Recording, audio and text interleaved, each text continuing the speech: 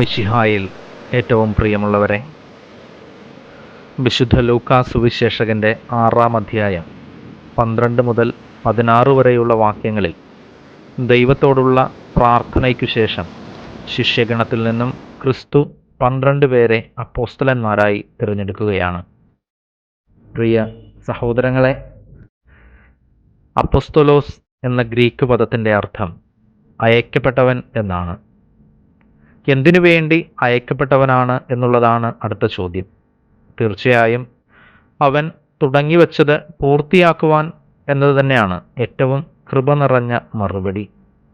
ഒരു കണക്കിന് അപ്പോസ്തലന്മാരാകുവാൻ വിളി ലഭിച്ചവരാണ് ഓരോ മനുഷ്യനും. പലപ്പോഴും അങ്ങനെയൊരു ദൗത്യ നിയോഗങ്ങളിൽ നിന്നും പുറംതിരിഞ്ഞു നടക്കാനാണ് മനുഷ്യന് ഉത്സാഹം.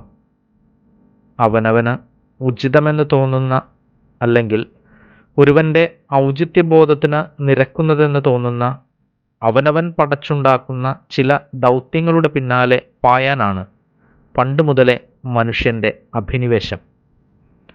വേദപുസ്തകത്തിൽ പോലും അത്തരം ചില മനുഷ്യരുടെ ജീവിതരേഖ അടയാളപ്പെടുത്തുന്നുണ്ട്.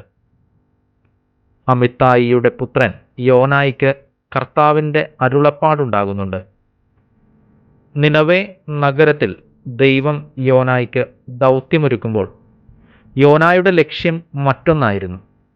കർത്താവിൻ്റെ സന്നിധിയിൽ നിന്നും ഒളിക്കാനായി താർഷീഷിലേക്കുള്ള പ്രയാണത്തിലാണ് യോന.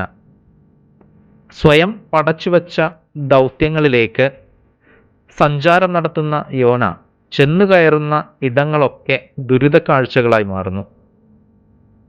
പുതിയ നിയമത്തിലെ യൂദാസ് കറിയോത്ത ഒരു അടയാളമാണ്.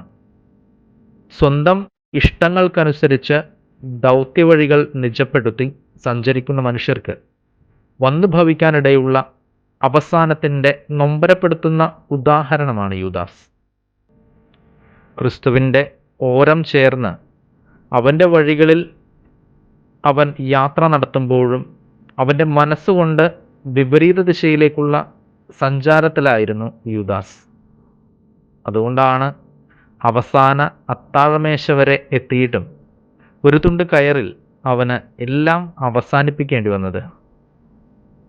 പ്രിയ സഹോദരങ്ങളെ, അവൻ്റെ വഴികളിലേക്ക് ഇറങ്ങി നടക്കാൻ ബലമുള്ള, അവൻ്റെ ദൗത്യങ്ങൾക്ക് പൂർണ്ണത നൽകാൻ കെട്ടുറപ്പുള്ള അപ്പോസ്തലൻ നിന്നിൽ പിറക്കട്ടെ. ആമേൻ.